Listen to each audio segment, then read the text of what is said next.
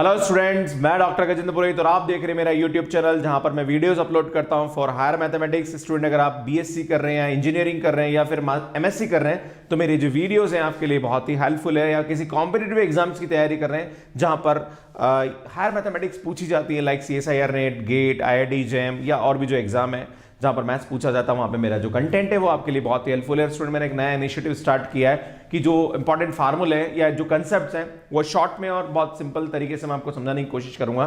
तो यहाँ पे अभी आज मैं समझाने वाला हूँ आपको जो मीन वैल्यू थ्योरम है वो क्या होती है, और वहाँ पे सिंपल जो कंसेप्ट्स है वो मैं आपको थोड़ा समझाऊंगा, क्योंकि स्टूडेंट जब एग्जाम देता है तो उसको कभी रिवाइज करना हो तो वो यहाँ पे फटाफट रिवाइज कर सकता है। ठीक है, तो ये टोटल जो कंसेप्ट है ये एग्जाम पॉइंट ऑफ व्यू से है ना, तो मैं जो कंसेप्ट है वो आपको फटाफट रिवाइज करूंगा। राइट, सो देखिए स्टूडेंट, यहाँ पे मीन वैल्यू थ्योरम, और मीन वैल्यू थ्योरम में सबसे पहले जो आती है वो हमारे पास रोल्स थ्योरम आती है। स्टूडेंट, रोल्स थ्योरम क्या बोलती है? अगर हमारे पास कोई भी function let f(x) be defined on close interval ab such that first क्या होना चाहिए, जो f(x) है वो कंटिन्यूअस होना चाहिए इस क्लोज इंटरवल के अंदर, देन डिफरेंशिएबल होना चाहिए इस ओपन इंटरवल के अंदर, देन यहाँ पे f is equal to fb होता है। स्टूडेंट, अगर मैं इसको ज्योमेट्रिकली बताऊं आपके सामने यहाँ पे, तो हम जानते हैं ये अगर हमारे पास कोई कर्व है, मान लीजिए ये हमारे पास कोई A पॉइंट है और ये हमारे पास कोई B पॉइंट है, और इस पे हमारे पास जो फंक्शन की वैल्यू है वो कितनी आ रही है यहाँ पे, और यहाँ पे ये फंक्शन की वैल्यू क्या आ रही है हमारे पास दोनों केसेस में, यहाँ पे fa is equal to fb आ रहा है, मतलब दोनों की वैल्यू बराबर आ रही है।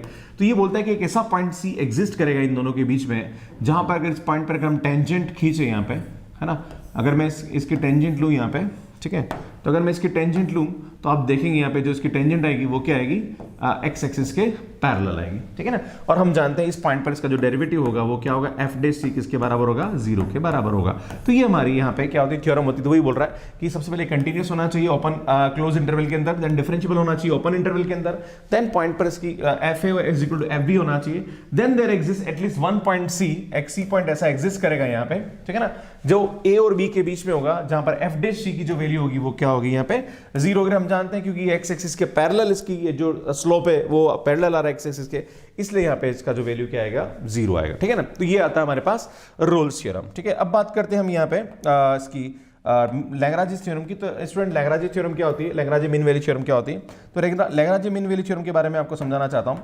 यहाँ पे अगर बाई चांस, जैसे मैंने अभी आपके सामने बोला कि ये हमारे पास कोई कर्व है और बाई चांस ये कर्व ऐसा हो गया है ना, मान लीजिए ये हमारे पास कोई A पॉइंट है और ये हमारे पास कोई B पॉइंट है, तो हम जानते हैं ये हमारे पास F है, ठीक है ना, और ये हमारे पास यहाँ पे FB है। ठीक है ना, तो देखो स्टार्ट की दोनों कंडीशन तो सेम ही होती है, क्या होना चाहिए, कंटिन्यूस होना चाहिए एंड डिफरेंशिएबल होना चाहिए। ठीक है, बट इसका जो स्लोप होगा, माना कि कोई C पॉइंट इन दोनों के बीच में है, तो इस पॉइंट पर जो इसका स्लोप होगा वो हम यहाँ पे कैसे निकालेंगे, देखो मैं थोड़ा सा आपको समझा देता हूँ। ये जो पॉइंट होता है ये क्या होता है, हमारे पास AFA होता है, और ये हमारे पास पॉइंट क्या होता है, BFB होता है। ठीक है ना, तो हम जानते हैं कि इसका जो स्लोप आएगा वो क्या आएगा, y2 माइनस y1। याद है स्लोप का फार्मूला क्या होता है, f' जो होता है हमारे पास वो क्या होता है, y2 माइनस y1।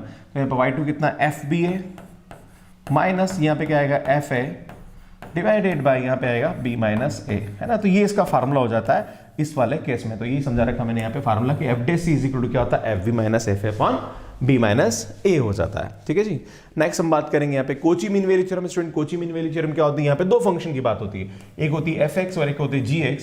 मतलब f(x) और g(x) दोनों यहाँ पे क्या होना चाहिए, कंटिन्यूस होना चाहिए क्लोज इंटरवल के अंदर, देन डिफरेंशिएबल होना चाहिए ओपन इंटरवल के अंदर, this is open interval, right. तब ये बोलता है यहाँ पे कि g' is not equal to 0, तब हमारे पास एक ऐसा पॉइंट C एग्जिस्ट करेगा, ठीक है ना, between A and B, then there exist वही C पॉइंट, यहाँ 4x बिलोंग्स टू A है, AB है, एंड देन यहाँ पे बोल रहा है कि ऐसा पॉइंट C एग्जिस्ट करेगा AB के अंदर सच दैट, वही मैंने आपको बोला था कि अगर हम बात करें एक फंक्शन की बात, तो हम जानते हैं लैग्रांज थ्योरम से हम कितना होता, हम क्या जानते हैं यहाँ पे कि FB minus FA divided by यहाँ होता है B माइनस A। और अगर मैं बात करूँ G फंक्शन के लिए, तो ये भी यहाँ पे क्या होगा, GB minus GA divided by B minus A। और अगर हम यहाँ पे इन दोनों को डिवाइड कर दें तो ये टर्म क्या हो जाएगी, कैंसिल, और हमारे पास ये फार्मूला निकल आता है। तो ये हमारे पास क्या होती है, कोची मीन वैल्यू थ्योरम होती है। तो ये तीनों थ्योरम है जिसके स्टेटमेंट्स के हिसाब से हम यहाँ पे इसके फार्मूले को लर्न कर सकते हैं। ठीक है, तो student thank you so much for watching मी, और इस टाइप के जो कंसेप्ट है वो आपके लिए बना रहा हूँ, और मुझे लगता है कि मैं बहुत ही जल्दी जितने भी मैथमेटिक्स के अंदर जो इंपॉर्टेंट फार्मूलेज हैं उन पर मैं शॉर्ट बना के आपको रिवाइज करता रहूँगा, ताकि एग्जाम पॉइंट ऑफ व्यू या कोई भी आप पॉइंट को अगर रिवाइज करना चाहें तो यहाँ पे इस तरीके से आप रिवाइज कर सकते हैं। तो thank you so much for watching मी। और स्टूडेंट लास्ट में यहाँ पे आ रहा है प्लेलिस्ट, यहाँ पे जाके आप मेरी वीडियोस को देख सकते हैं। Bye bye.